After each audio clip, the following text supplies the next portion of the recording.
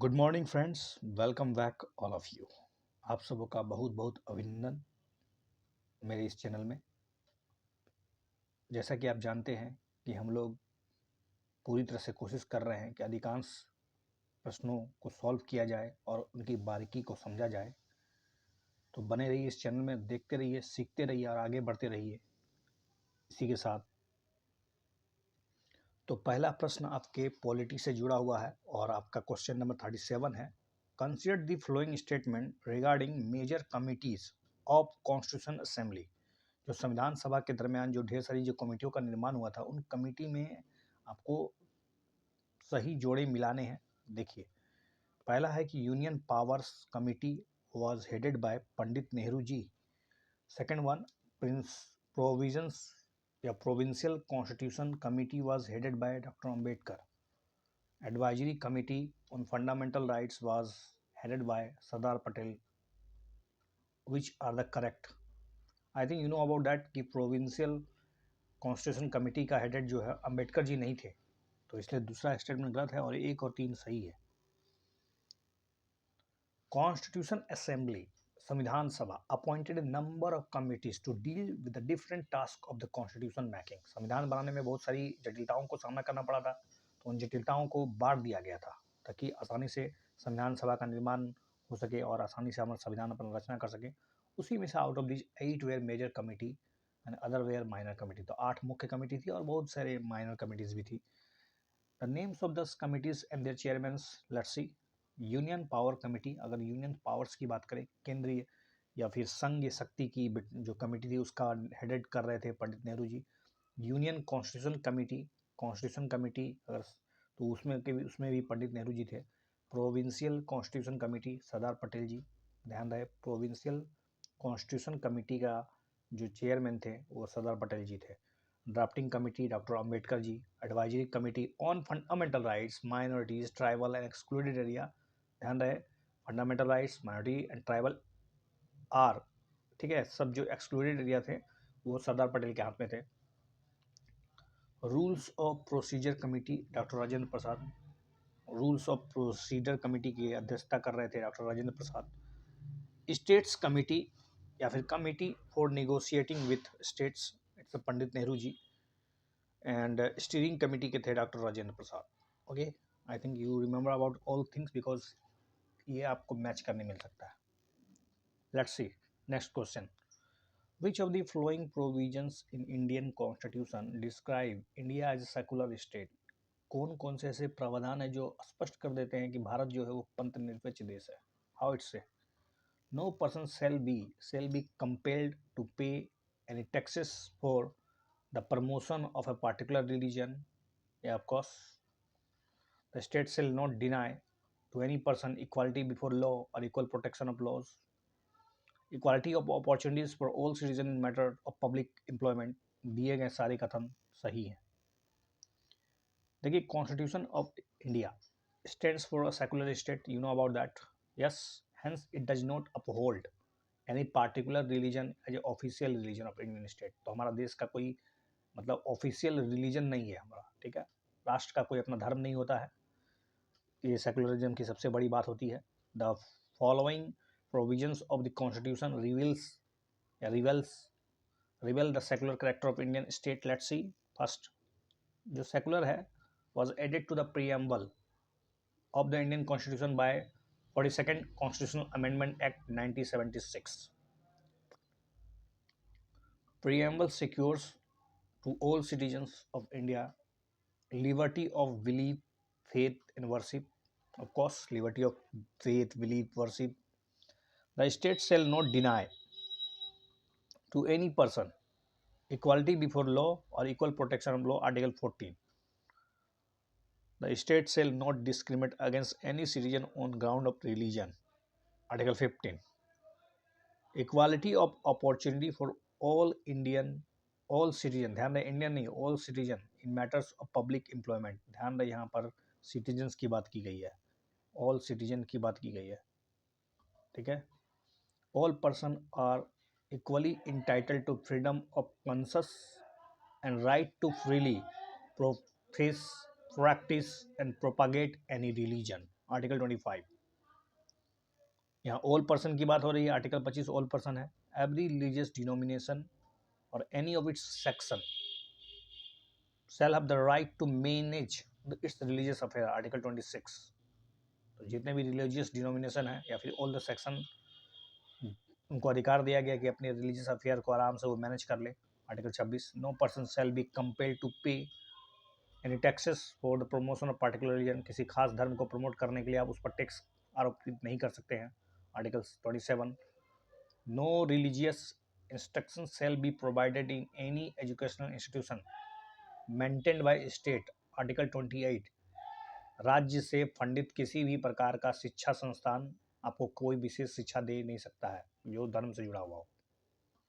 Any section of the citizen shall have the right to conserve its distinct language, script और culture. Article 29, किसी भी section का अगर कोई स्पेशल लैंग्वेज, स्क्रिप्ट, कल्चर हो तो उसको प्रोटेक्ट करने का, कंजर्व करने का अधिकार है. आर्टिकल 29 ऐसा कहता है. और फाइनली कह सकते हैं कि आर्टिकल 29 के अलावा जो 30 है वो ऑल माइनॉरिटीज़ के लिए है. All minorities shall have the right to establish and administer educational institution of their choices. Article 30, ये केवल माइनॉरिटीज़ के लिए है. ठीक है. जबकि आर्टिकल 29 किसी भी सेक्शन के लिए हो, माइनॉरिटी और में कोई डिफरेंस नहीं करता है. जबकि 30 जो है वो सिर्फ और सिर्फ माइनॉरिटीज़ के लिए है, अल्पसंख्यकों के लिए है. जबकि जो 29 है वो केवल और केवल अल्पसंख्यक और बहुसंख्यक दोनों के लिए भी है. तो all minorities shall have the right to establish and administer educational institution of their choice. Article 30, the state shall endeavour to secure for all citizens a uniform civil code. Article 44, state का कर्तव्य बनता है uniform civil code कोशिश करे लाने का. लेकिन ये फंडामेंटल राइट नहीं है, ये directive principle of state policy है. ओके, नेक्स्ट क्वेश्चन है president rules is impose in A state when. कब इसको इम्पोज किया जाता है? The president dismiss the state when the president rule impose in A state. तो क्या क्या होता है ये पूछा जा रहा है, कब नहीं. The president dismiss the state of the council of minister headed by chief minister. वो डिसमिस कर सकता है काउंसिल ऑफ स्टेट को या काउंसिल ऑफ मिनिस्टर को. The president only suspend and not dissolve the state legislative assembly. The parliament passes the state legislative bills and the state budget. Of course एक सही है, दो सही है, तीन गलत है. जी नहीं, केवल और केवल एक और तीन सही है. देखिए, when the president rule is impose in a state, the president dismisses कर देता है the state council of minister headed by a chief minister. Council of minister को सबसे पहले तो डिसमिस किया जाता है, सबसे पहली बात. दूसरा बात है state governor on behalf of the president carries on the state administration with the help of chief secretary of the state or the advisor appointed by the president. This is the reason why the proclamation under Article 356 is popularly known as imposition of president rules in a state. और ध्यान रहे the president either suspend, ध्यान रहे either suspend दिया हुआ, कर ही देगा ऐसा कोई जरूरी नहीं है. या तो सस्पेंड करेगा या तो डिसॉल्व करेगा स्टेट लेजिस्लेटिव असेंबली को, लेकिन करना अनिवार्य है. Dissolve absolutely incorrect. The parliament then passes the state legislative bills and state budget. उसके बाद पार्लियामेंट का रोल हो जाता है उस राज्य के लेजिस्लेटिव बिल्स को और खास करके जो बजट होता है उसको जारी करने का. Consider the following statement regarding deputy chairman of Rajya Sabha. Rajya Sabha के उपसभापति के बारे में पूछा जा रहा है. He act as a chairman only when the vice president is absent from sitting of the house.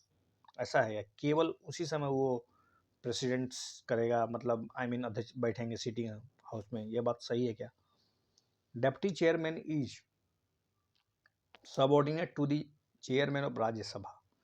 Like the chairman, deputy chairman while presiding over the house cannot vote in the first instance. Of course पहली बार में तो दे नहीं सकते हैं. तीसरा सही है, एक सही है, बट दो इनकरेक्ट है. केवल और केवल तीन सही है भाई, क्योंकि आपको पता होना चाहिए ऐसा नहीं है कि केवल डेप्टी चेयरमैन जो होंगे अनुपस्थित होंगे तभी वो चेयरमैन कर सकते हैं. नहीं, Deputy chairman is elected by the Rajya Sabha itself from the amongst its member. Whenever the office of the deputy chairman will fall vacant, ध्यान रहे, whenever the office of the deputy chairman when the office of the deputy chairman falls vacant, Rajya Sabha elects another member of the field the vacancy. Question आपने किसी और तरह से पढ़ लिया इसलिए आपको इसका आंसर अलग लगा, लेकिन इसको पढ़ना इस तरह था कि क्या केवल और केवल डेप्टी चेयरमैन ही सभापति महोदय के स्थान पर बैठ सकता है? Absolutely incorrect. इसके लिए एक पैनल होता है, ठीक है। Deputy chairman vacates his office in any of the following के 3 केसेस, 3 केस हैं ऐसे। अगर वो राज्यसभा का सदस्य ही ना रहा हो, if he ceases to be a member of Rajya Sabha, if he resign by writing to the chairman, if he removed by a resolution passed by the majority of all the members of the Rajya Sabha. Such resolution can be moved only and only after giving 14 days of advance notice. 14 दिन की पूर्व सूचना मिलनी चाहिए, तभी ऐसा हो सकता है। Deputy chairman performs the duties of the chairman's office when it is vacant or when the vice presidents act as president or discharge the function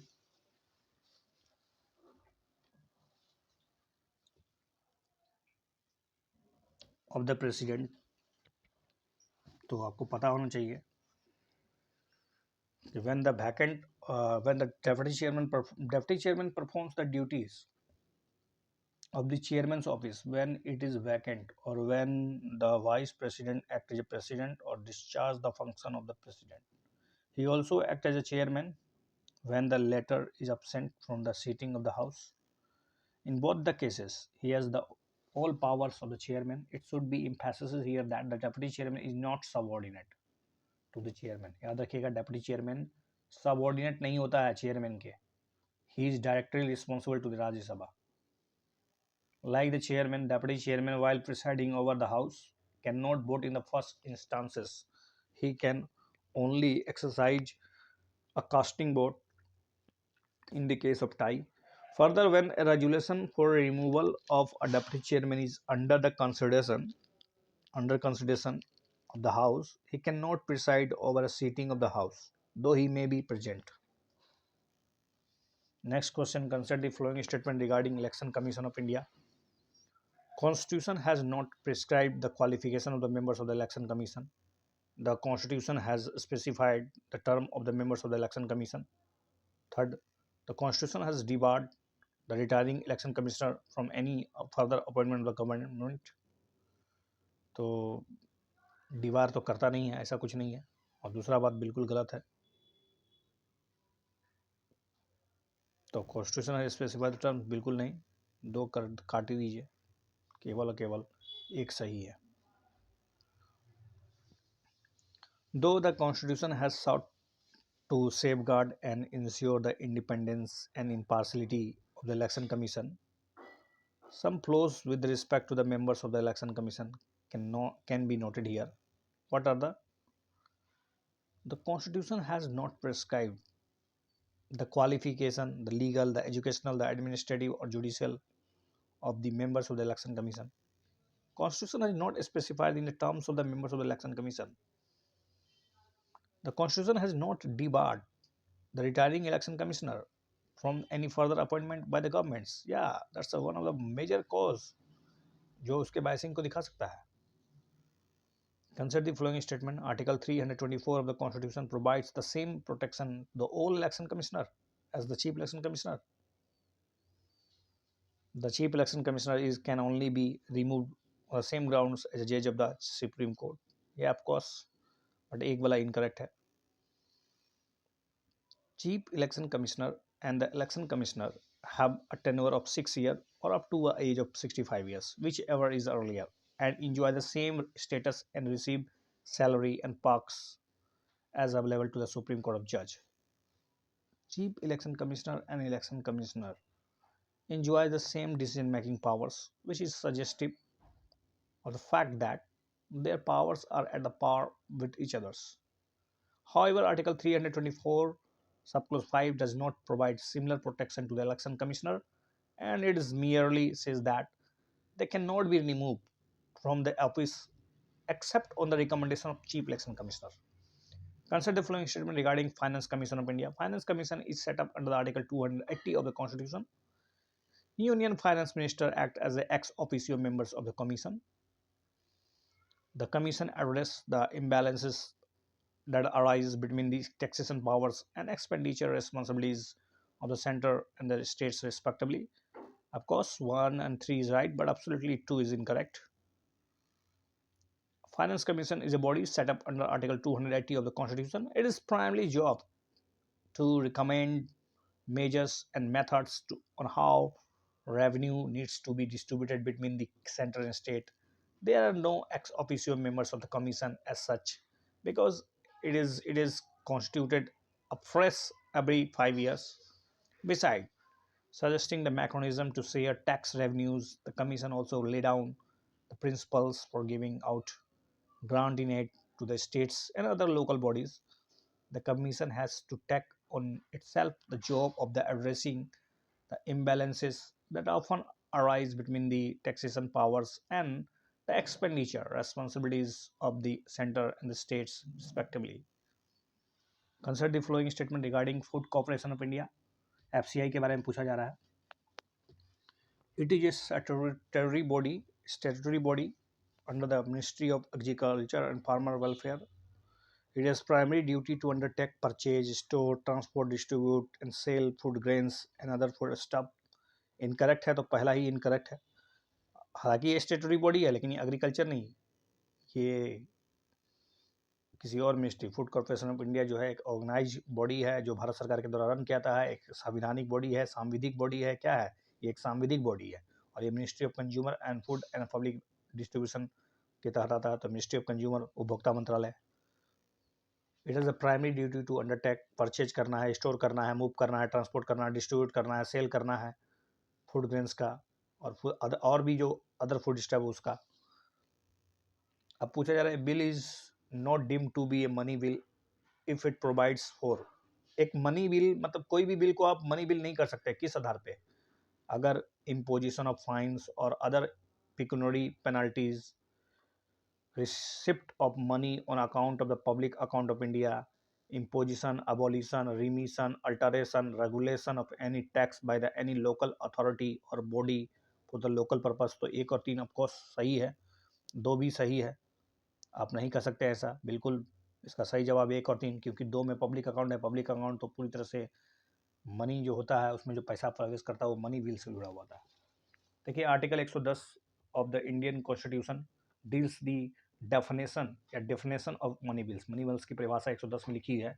कहता क्या है कि it state that a bill is deem to be money bill. कोई भी bill money bill तब होगा if contains only, देखिए only शब्द है, only provisions dealing with all और any of the following matters. अगर ये क्या क्या है? सबसे पहले imposition, abolition, remission, alteration. Imposition, abolition, remission, alteration और रेगुलेशन ऑफ एनी टैक्स. ठीक है. पहली बात, regulation of borrowing of money by the union government. सरकार अगर कोई उधार लेती है, केंद्र सरकार. Custody of the consolidated fund of India और the contingency fund of India. देखिए consolidated fund of India, contingency fund of India मतलब आप समझते हैं आकस्मिक निधि होता है, संचित निधि होता है, उसका कस्टडी, उसमें आने वाला पैसा, उससे निकलने वाला पैसा, पेमेंट ऑफ मनीज इनटू और withdrawal of the money from any such fund, the appropriation of money out of the consolidation fund of India. Bharat सरकार जो अप्रोप्रिएशन बिल लाती है वो भी एक मनी बिल ही होता है, क्योंकि उसके बाद ही पार्लियामेंट का अप्रूवल मिलता है. उसके पश्चात भारत की संचित निधि से धन निकलता है. तो भारत की संचित निधि से 1 रुपया भी अगर निकाला जाता है तो वो मनी बिल ही है. Declaration of any expenditure that is charge on consolidated fund of India और increasing the amount of any such expenditure, the receipt of money on account of the consolidated fund of India या फिर public account of India. ठीक है. तो किसी भी प्रकार का रिसिप्ट हो ऑफ मनी, कहाँ से? Of account of consolidated fund of India हो या पब्लिक अकाउंट ऑफ इंडिया हो, या फिर कस्टडी हो, या फिर इशू ऑफ सच मनी हो, या फिर audit of the accounts of the union और the state, any matter incidental to any of the matters specified above. Okay. अब लेकिन ये ध्यान रखिए, a bill is not to be deemed to be a money bill. एक bill को money bill इसलिए नहीं कर सकता है क्यों? अगर उसके कुछ प्रावधान इस प्रकार हो, इम्पोजिशन ऑफ फाइन्स और अदर पिक्यूनरी पेनल्टीज, तो कुछ फाइन लगाते हैं, कुछ पेनल्टी भरना पड़ता है, तो उसमें ये मनी बिल नहीं कहलाएगा। डीम्ड डिमांड और payment of fees for licence और fees for service rendered, the imposition, abolition, remission, alteration or regulation of any tax by the any local body or local authority for the local purposes. Let's see, talks about which of the following could be the reason for the failure of infrastructure project in the public sector enterprises. क्या क्या कारण है जिससे public sector enterprises मतलब घटिया हो जाता है, घटिया मतलब सफल नहीं रहता है? एक तो इनएफेक्टिव गवर्नेंस है, दूसरा कॉस्ट ओवररन्स है, तीसरा है optimum input output ratio is rarely observe leading to the overcapitalisation और लैक ऑफ इंटर मिनिस्ट्रियल और डिपार्टमेंट कोऑर्डिनेशन। सभी के सभी सही हैं। Primary reason for the failure of public sector enterprises is not secret. ये कोई छुपा हुआ रहस्य नहीं है कि हमारा पब्लिक सेक्टर जो है इंटरप्राइजेज वो कितना मतलब फेल करता है, कितना असफल है। वाई सो? एक तो cost overruns is one of the major reason. In some cases, project completion time is exceeded. समय बहुत ज़्यादा लग जाता है, leading to elevated the project cost so much that either the project itself become unviable at the time of its launching or delays its break even point.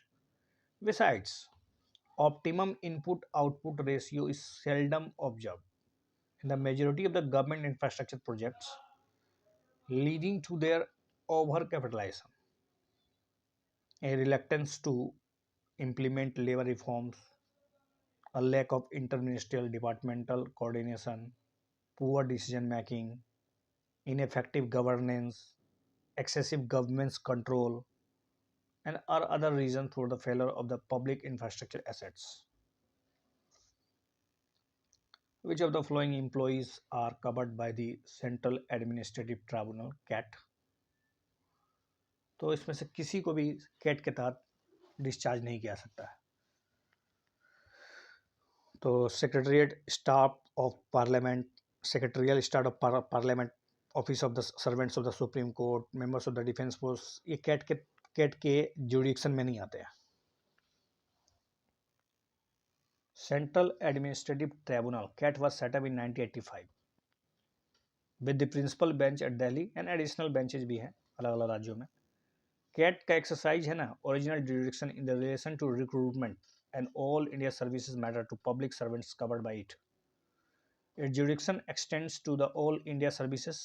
कहाँ कहाँ इसका jurisdiction सुन लीजिए, all India services, central civil services, civil post under the centre and civilian employers of the defence force. ध्यान रहे civil post, क्योंकि क्या होता है डिफेंस फोर्स में सिविल पोस्ट भी होता है, तो civil post under the centre and civilian employees of the defence force और डिफेंस सर्विस। लेकिन याद रहिए कि डिफेंस फोर्सेस उसके तहत नहीं आता है। The members of the defence force या फिर ऑफिसर या servants of the supreme court and the secretarial staff of the parliament are not covered by it. Which of the following are the benefit of citizen charter? Creates accountability on individual and organization providing services, value of the taxpayers money, improve the quality of services, specific या specify what to expect and how to act if standards are not met। क्या क्या क्या है इसमें, बिल्कुल सबके सब सही हैं। the basic principle of citizens charter movement and its importance। देखिए सबसे पहली बात कि इसका शुरुआत है, it was first articulated and implemented in UK in 1991। 1991 में यूके से शुरू हुआ एक नेशनल प्रोग्राम के रूप में। बेसिक ऑब्जेक्टिव क्या है इसका सिटीजन चार्टर का? तो improve the citizens in relation to public service delivery. 6 principle of the charter आप अच्छी तरह से याद कर लीजिए। एक तो है quality improving of the quality service, choice wherever possible, standards specify what to expect and how to act if standards are not met, value for the taxpayer money, accountability, individuals and organisation दोनों का, transparency, rules, procedures, scheme, grievances. Citizen charters initiative is a response to quest for solving the problems which is a citizens encounter while dealing with the organization providing public services. The concept of citizen charter enshrines the trust between the service provider and its user. अगला प्रश्न आपका है the initiative दर्पण sometimes seen in news, किससे जुड़ा हुआ दर्पण initiative, बताइए। ये एनजीओ के प्लेटफॉर्म से जुड़ा हुआ है, प्लेटफॉर्म फॉर वॉलेंटरी ऑर्गेनाइजेशन या NGO engage in development activities, NGO Darpan बोलते हैं हम लोग उसको।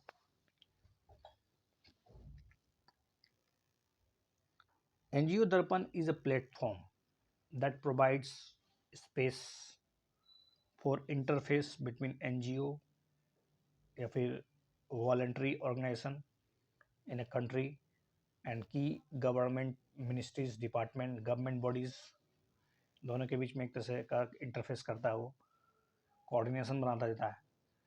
It started out as an initiative of the Prime Minister Office to create and promote healthy partnership between NGOs, BOs and the Government of India. Now it is an e-government application offered by NITI Aayog, ध्यान रहे ये नीति आयोग के द्वारा offer किया गया है, electronically maintain data and transparency regarding NGOs and BOs in country।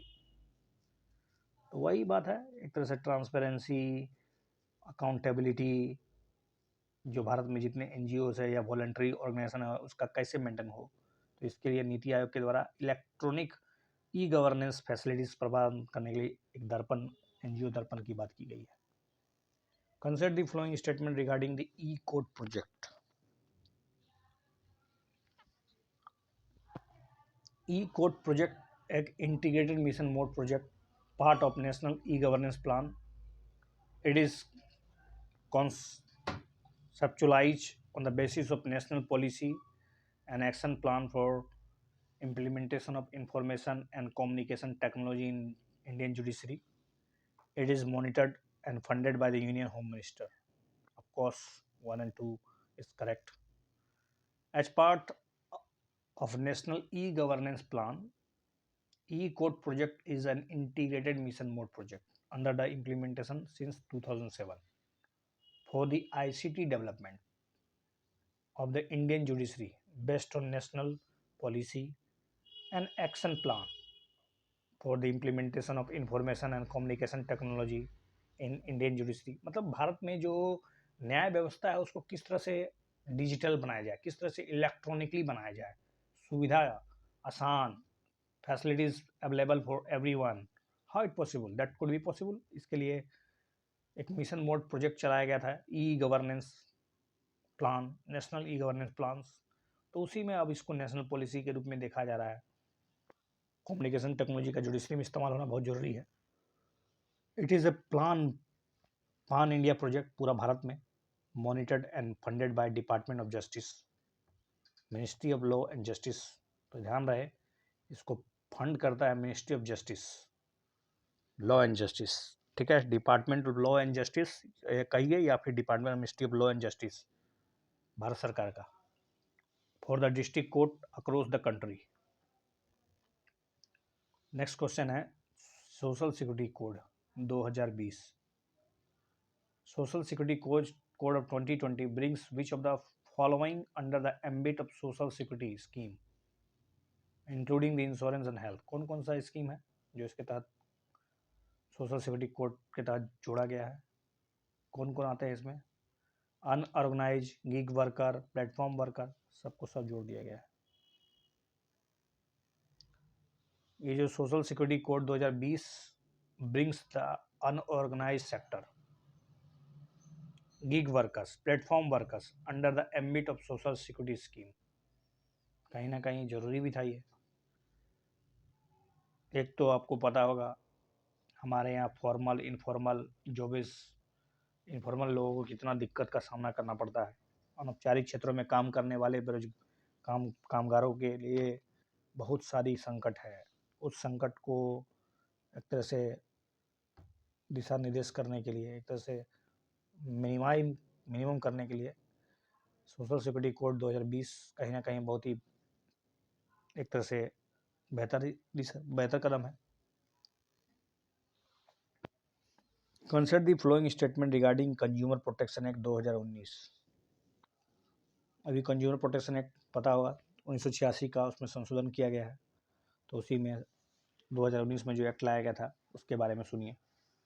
The act recognises offenses such as providing false information regarding the quality or the quantity of good or service, the misleading advertisement. Central Consumer Protection Authority is constituted under the Act, which is an advisory body. Central Consumer Protection Authority will be headed by the Ministry of Consumer Affairs, Food and Public Distribution. Galat. Let's see. A is the right answer, only one. Central Consumer Protection Authority constituted. Central consumer protection authority का स्थापना consumer protection act 2019 के section 10 के तहत किया जा रहा है, और ये एक्ट जो है वो कंज्यूमर प्रोटेक्शन एक्ट 1986 को रिप्लेस कर दे रहा है।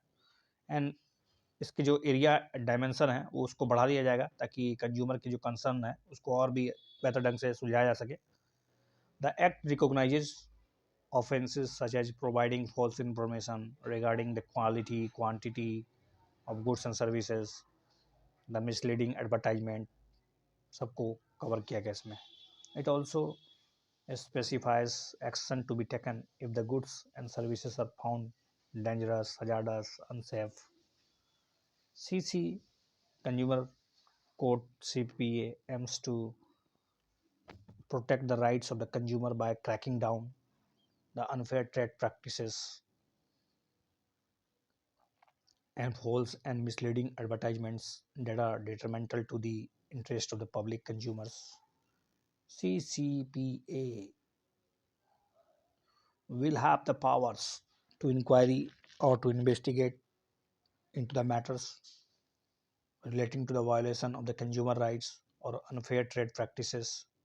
सुओ मोटो ले सकता है ये, और on a complaint भी हो सकता है receive or on direction from the central government.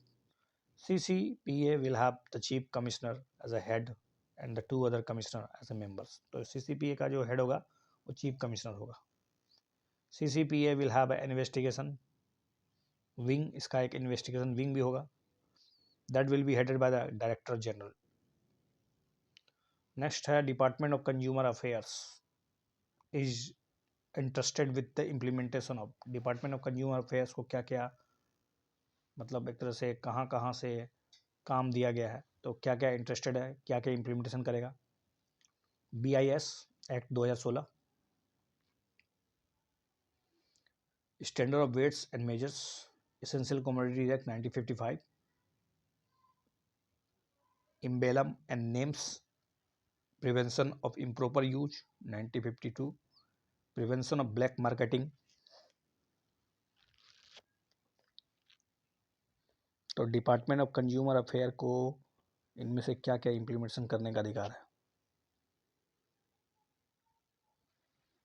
I think सब के सब department of consumer affair is one of the two important ministries of department of consumer. Department of consumer affair जो है ना one of the two department under the ministry of consumer affairs and food and public distribution. It was constituted separated department in June 1997, and it was considered necessary to have a separate department to give the flip to the nascent consumer movements in the country. The department has been entrusted with the following work. What are the important following works? एक तो implementation of Consumer Protection Act 2019, implementation of Bureau Indian Standards Act 2016, implementation of standards of weights and measures, legal metrology act 2009, regulation of packaged commodities, essential commodities act 1955, supply price distribution of essential commodities not deal with this specifically by any other department, prevention of black marketing and maintenance supply of essential commodities act 1980, monitoring the monitoring of prices and availability of essential commodities, direct selling, training in legal metrology, emblem and names 1952, laying down specification standards and codes and ensuring quality control of biofuels for use, consumer cooperatives, national test house.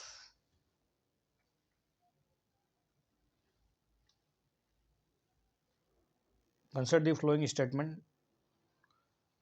In India, according to the Information Technology Act 2000, the admin of any messaging service, say WhatsApp, can be held liable for a post made by a member in the group.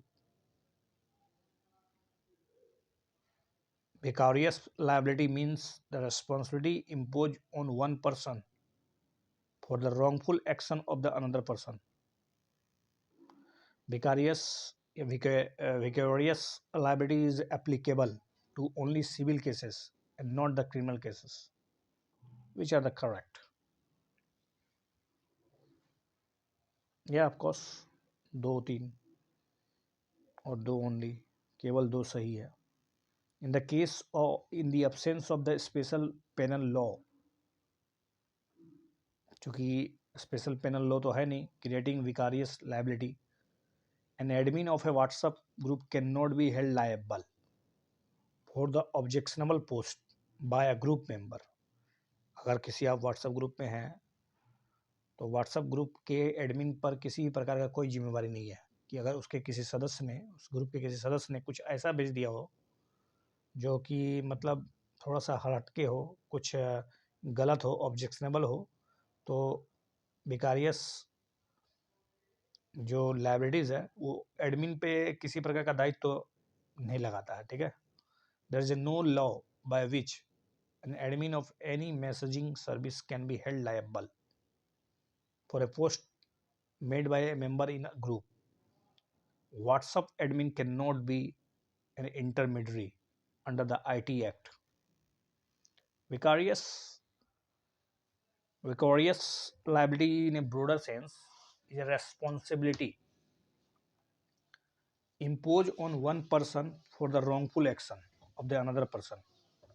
This often occurs in the context of civil law, for example, in the employment cases, in a criminal context.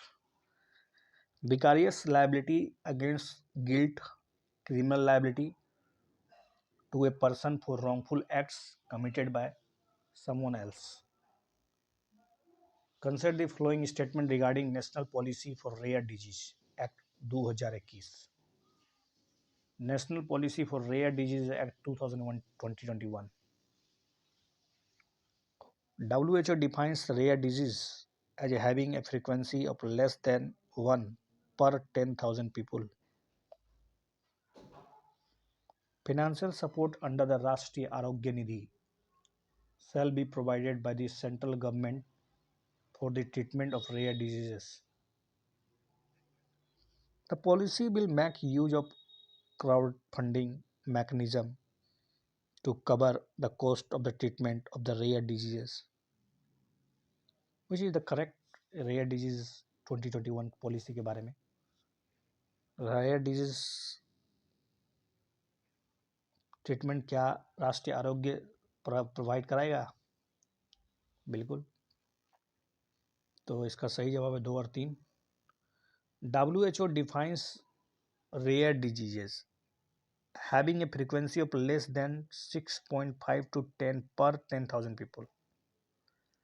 तो less than 10 per 10,000 people.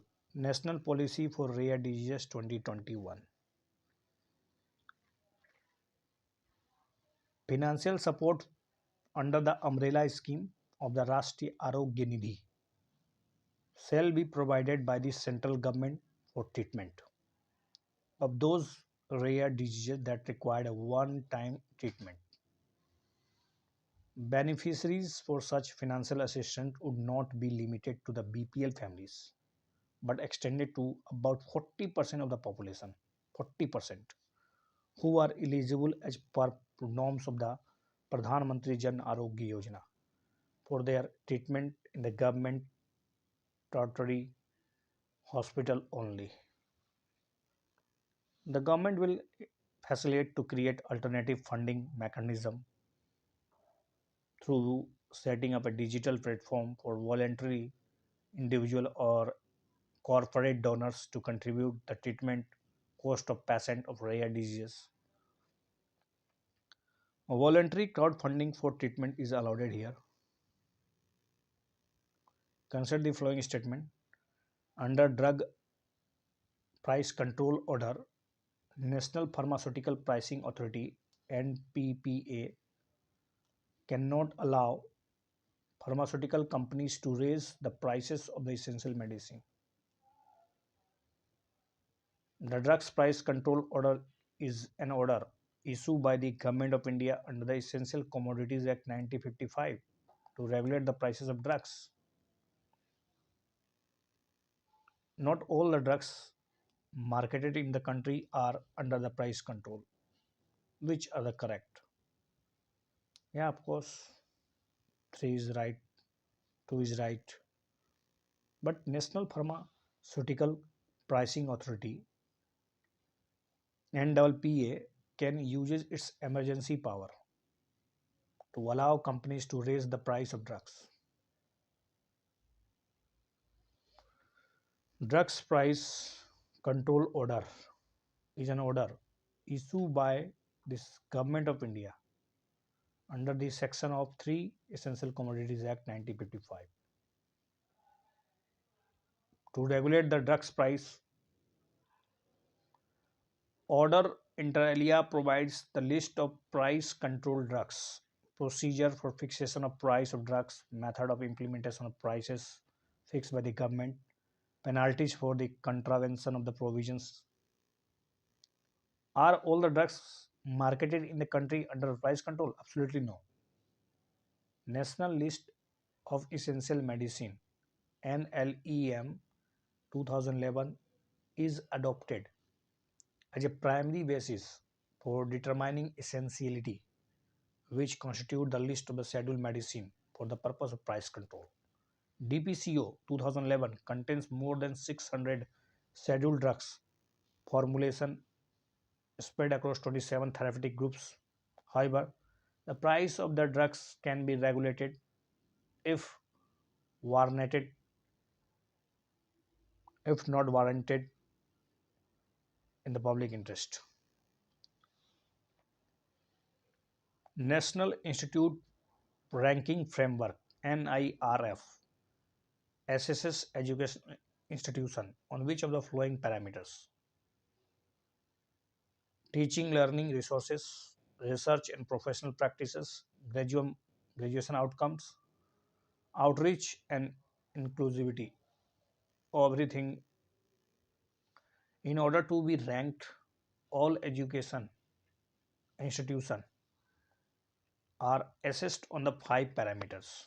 Number 1, teaching, learning, resources, research and professional practices, graduation outcomes, outreach and inclusivity, and finally perception.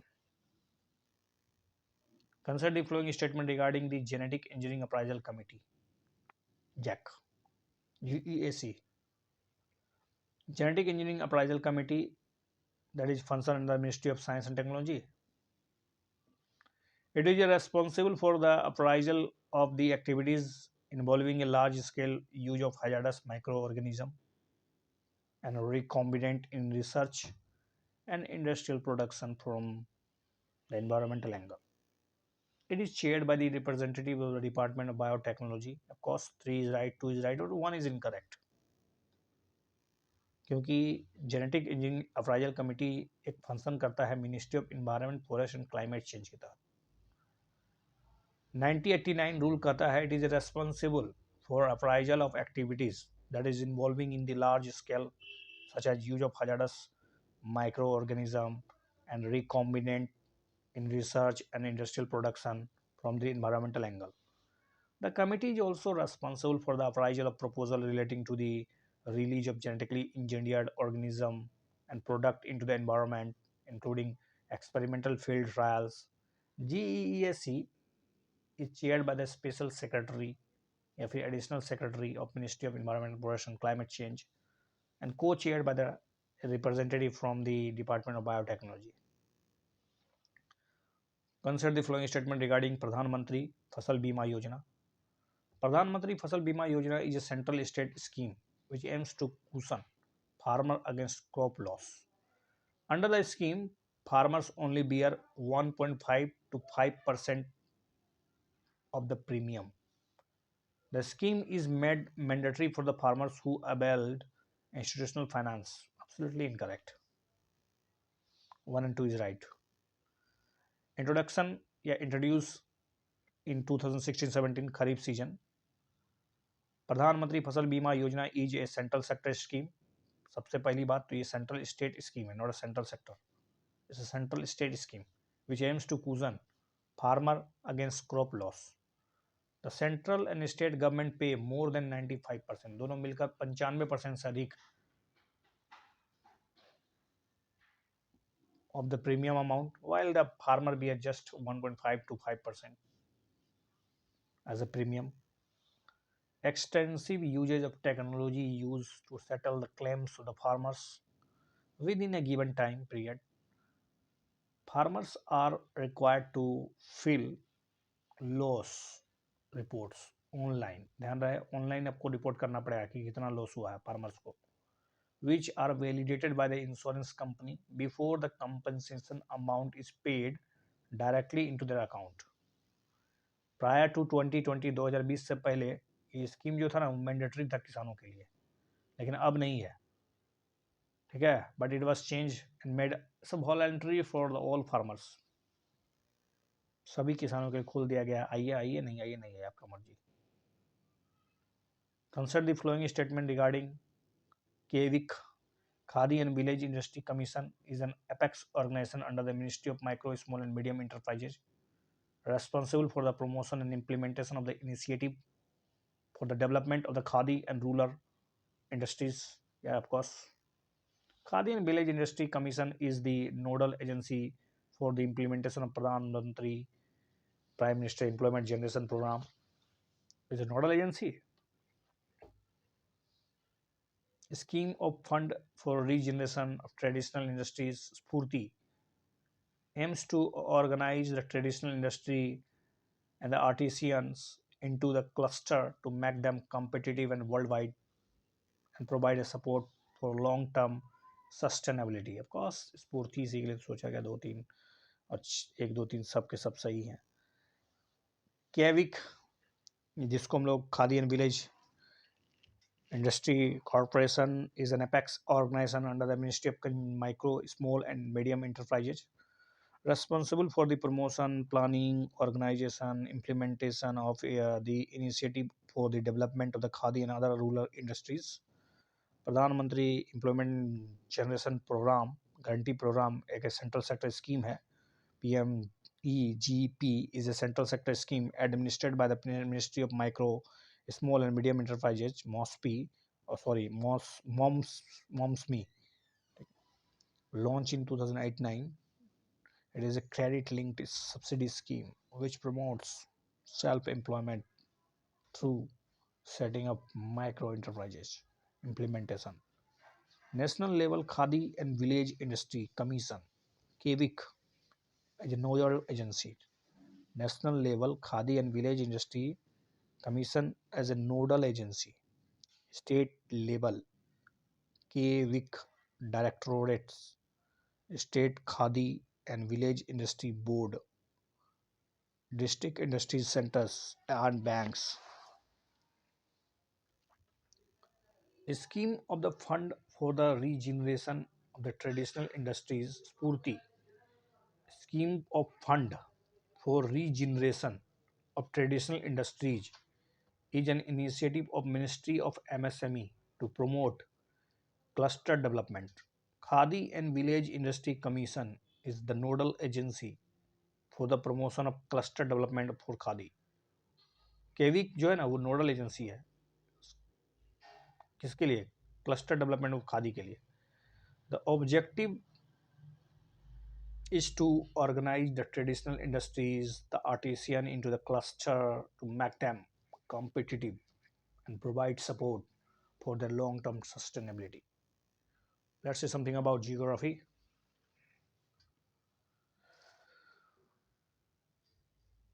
Consider the following statements. Garo and Khasi Hills are the extension of Purvanchal in Meghalaya, forming water divide between the Brahmaputra and Barak River.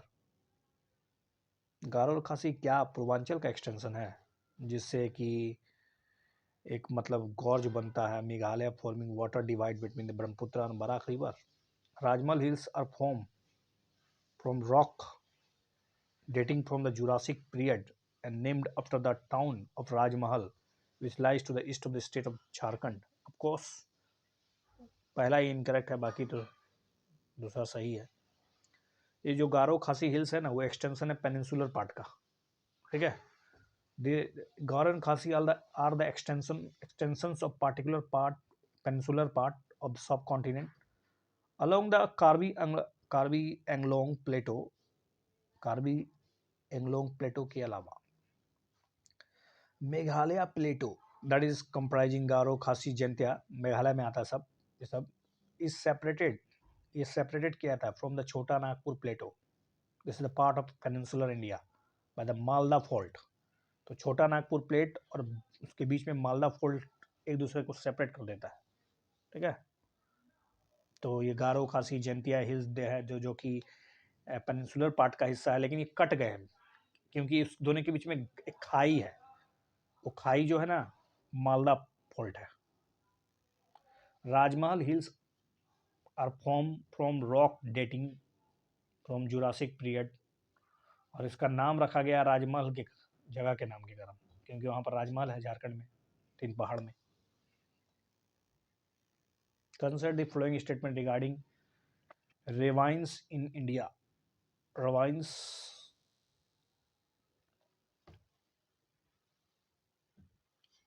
ravines in India are geological feature formed millions of years ago when the peninsular plate pressed against the Himalaya. Ravines are not found in the vicinity of the Vindhyas. Ravines gets aggravated by the soil erosion.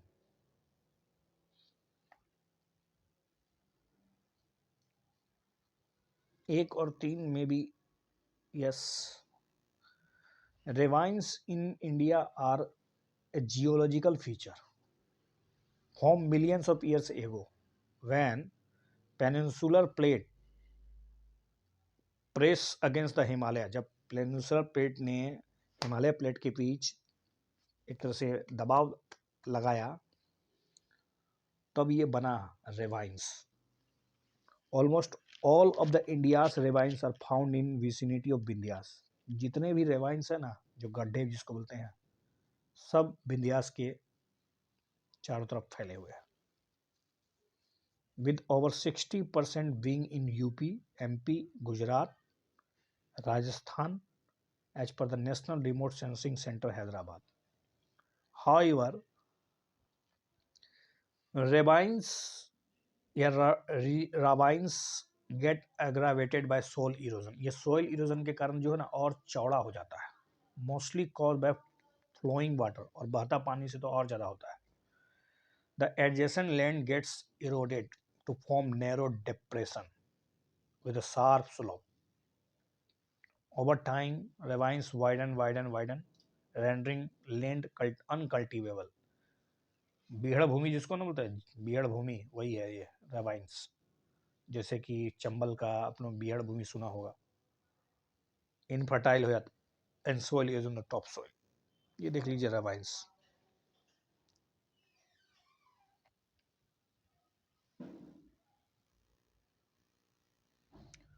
Consider the following statements. The folds of the Great Himalayas are symmetrical in nature. How possible?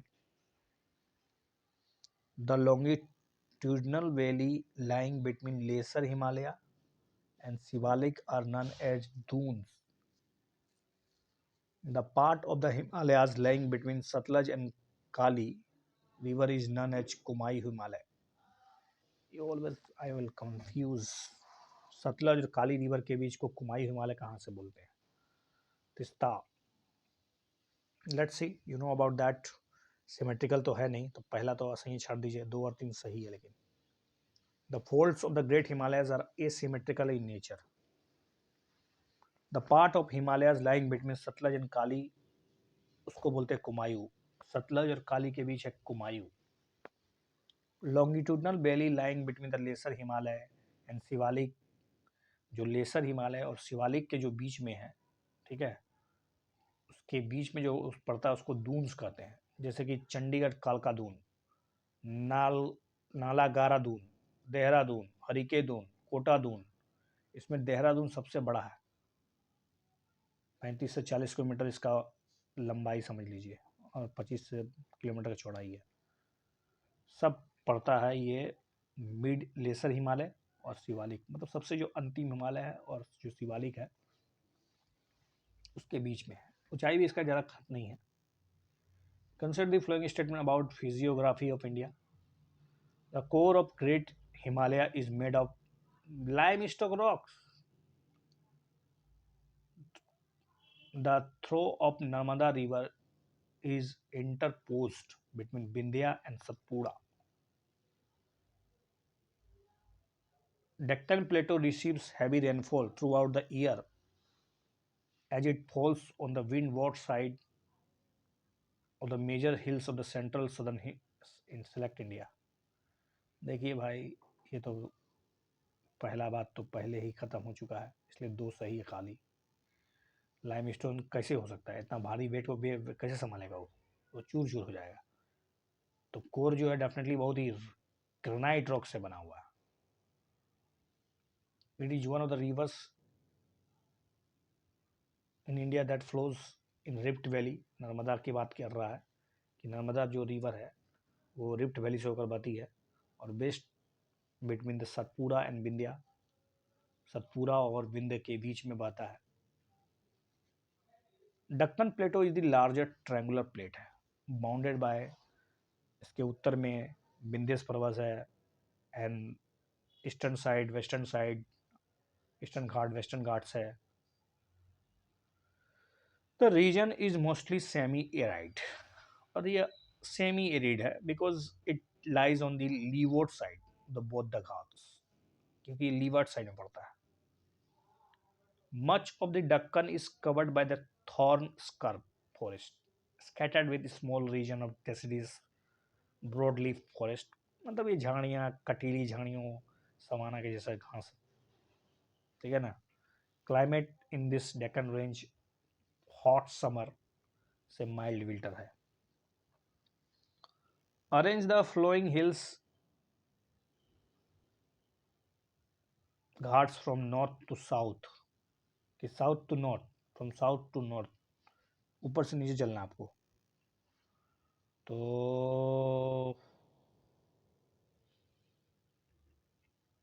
आपको पता होना चाहिए नालमल्ला जो है वो नीचे है, तो इसका 1 3 4 2 1 ये देख सकते हैं आप. नालमल्ला जो है उत्तर में है, उसका पालकोंडा है, फिर नागेरी है, जावाड़ी है, सेवरॉय हिल्स है, मलाई है, उसका सिरुमल, उसके बाद वर्षनाथ हिल्स, और पश्चिम में देखा जाए तो शेषाचलम, नीलगिरी, अनामलाई, कार्डमम.